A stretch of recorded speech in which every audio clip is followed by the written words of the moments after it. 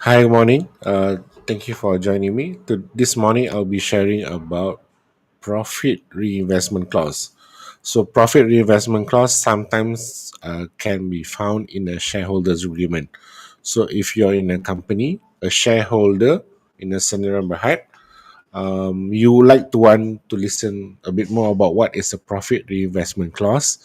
This is not a standard clause. I rarely see this clause in shareholders agreement. So if you think this is relevant for you, you can request your lawyer to include this profit reinvestment clause in your shareholders agreement. But first, you need to understand what it is and what situations require a profit reinvestment clause.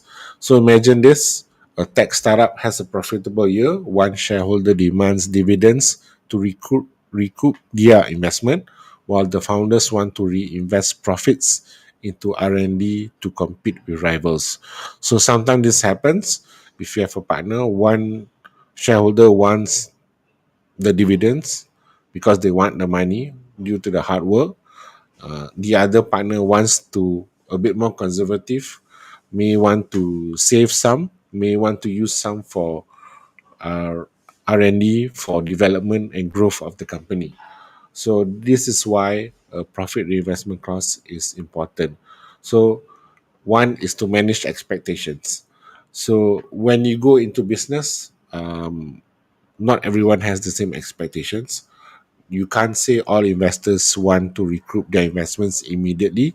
Some investors understand that profits need to be used to be for the growth of the company, but not some investors want to recoup their investments as soon as possible.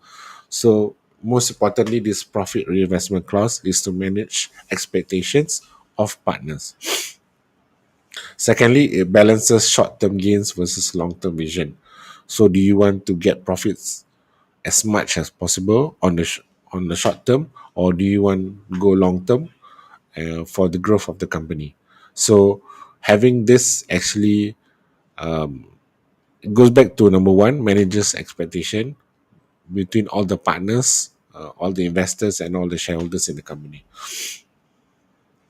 Third, it also forces you to safeguard the financial health. So even though shareholders want the maximum dividend available, but you're forced, more or less, you force yourself to uh, put some aside for a rainy day.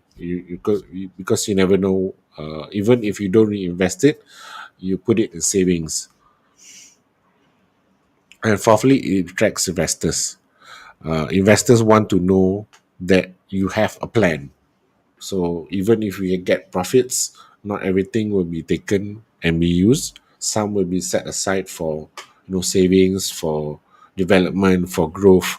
So this attracts a certain type of investors, and having this in your agreement actually will really help you in your journey with your investors. So once again, profit reinvestment clause is an important clause which I have not seen a lot of in a lot of shareholders agreements out there. So if you are a company, you are a shareholder, you may want to consider having a profit reinvestment clause in your agreement, in the shareholders agreement. So if you have any questions, you can email or just type your questions in the link, whether you're on Facebook or YouTube. So thank you for joining me this morning. Thank you. Assalamualaikum.